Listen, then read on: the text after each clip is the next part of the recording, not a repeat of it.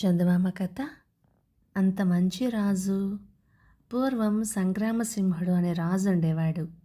ఆయన రాజ్యం మీద వచ్చిన ఆదాయంలో కొంచెం మాత్రమే తన కోసం ఖర్చు పెట్టుకొని మిగిలిందంతా ప్రజల కోసమే వినియోగించేవాడు.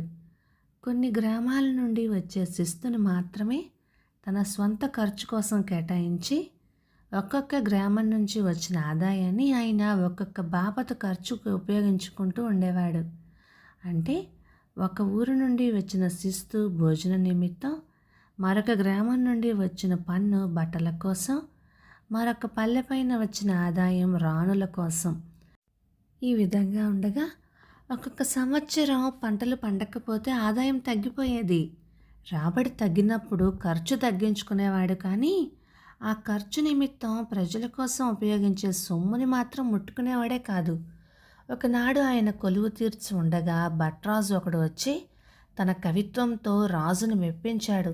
రాజు సొంత ఖర్చు కోసం కేటాయించుకున్న గ్రామాల పేర్లు చెప్పి వాటిల్లో ఎక్కడైనా మాన్యం కోరుకోమన్నాడు.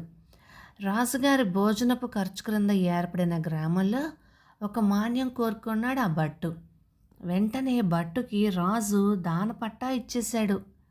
రాజుగారికి భోజనంలో పెరుగులో చక్కెర కలుపుకొని తినటం అలవాటు.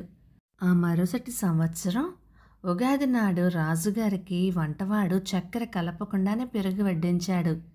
చక్కెర మరచిపోయావన్నాడు రాజు. వంటవాడు వినయంగా, ప్రభు, మర్చిపోలేదు. తమ భోజనం కోసం ఏర్పడిన గ్రామాలలో పంచదార కోసం నియమింపబడ్డ మాన్యాన్ని తాము ఎవరికో దానమిచ్చి వేశారుట. అందుచేత ఇంక తమకు చక్కెర లేదని మంత్రిగారు మనవి చేయమన్నారు ప్రభు అన్నాడు. అందుకు రాజు, అవును, ఆ మాన్యమే కాబోసు, భట్టుకవికి ఇచ్చాము. ఇక నుంచి చక్కెర మానివేస్తాంలే అని చెప్పి అప్పటి నుండి పంచదార అలవాటు తప్పించుకున్నాడు రాజు. దుస్తుల విషయంలోనూ రాజు మితంగానే వ్యయం చేసి దానికోసం నియమించబడ్డ ఆ గ్రామం మీద శిస్తుతోనే సరిపెట్టుకునేవాడు. సామంత రాజులలో జస్వంత్ సింగ్ అనే అతడికి సంగ్రామసింహుడికి చనువు. జస్వంత్ సింగ్కి చూడగా రాజుగారు ధరించే దుస్తులు పొట్టిగా బిగుతుగా పాత ఫక్కీలలో ఉన్నట్లుగా తోచింది. అతనికి మహారాజుతో చనువు గనక సమయం చూసి ఒకనాడు తన అభిప్రాయాన్ని ఆయనకు తెలియచేశాడు. తమరు ఈ మోస్తరు ముక్మల్ దుస్తులు ధరిస్తే మేము కూడా తమ పద్ధతిలోనే అనుసరించవచ్చు కదా అన్నాడు. జస్వంతుడు చెప్పినదంతా శ్రద్ధగా విని సంగ్రామసింహుడు సరే అట్లాగే చేస్తాను అని చెప్పి ఆ సామంతుడిని సంతోషపరిచాడు.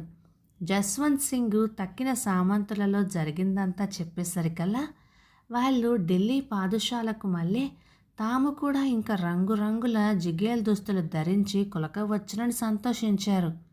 మరునాటి ఉదయం జస్వంత్ సింగ్ రాజధానిలో అందంగా దుస్తులు తయారు చేయగల దర్జీ ఎవరా అని ఆలోచించుకుంటూ ఉంటే అతని వద్దకు సంగ్రామసింహుడి దూత ఒకడు వచ్చి, అయ్యా, మీ గ్రామంలో రెండింటిని మహారాజు వారు కలుపుకున్నారు అని చెప్పి చక్క వెళ్ళిపోయాడు.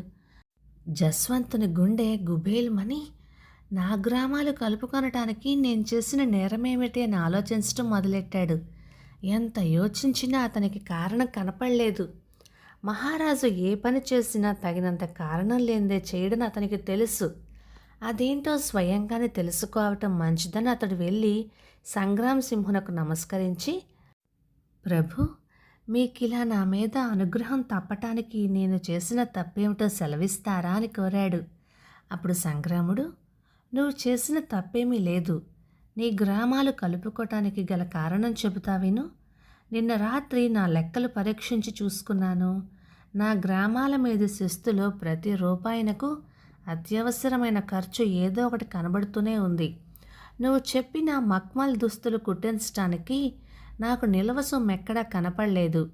ఈ దుస్తుల కోసం ప్రజల సొమ్ము వినియోగించడం నాకు ఇష్టం లేదు. పోనీ దుస్తులు మానివేద్దామంటే పరమ ఆప్తుడు అయిన నువ్విచ్చిన సలహా తోసిపుచ్చినట్టు అవుతుంది కదా. నువ్వు చిన్నబుచ్చుకుంటావు. అందువల్ల ఈ కొత్త దుస్తులకు అయ్యే ఖర్చు కోసం నీ గ్రామాలలో రెండింటిని నేను కలుపుకోవలసి వచ్చింది అన్నాడు. జస్వంతునికి కొరివితో తలగొక్కున్నట్లయింది. ప్రభు, ఇప్పుడు మనం ధరించే దుస్తులే బాగున్నాయి కనుక వీటిని మార్చేయవద్దు. నా గ్రామాలు నాకు దయచేయించండి అని ప్రాధేయపడ్డాడు. సరే అట్లా అయితే అని మహారాజు అతన్ని అనుగ్రహించి పంపించేశాడు. కథ సమాప్తం. ఇక ఈ కథ 1953 డిసెంబర్ నెల చందమామలో వచ్చింది. రచయిత పాలంకి వెంకటరామచంద్రమూర్తి గారు. బాగుంది.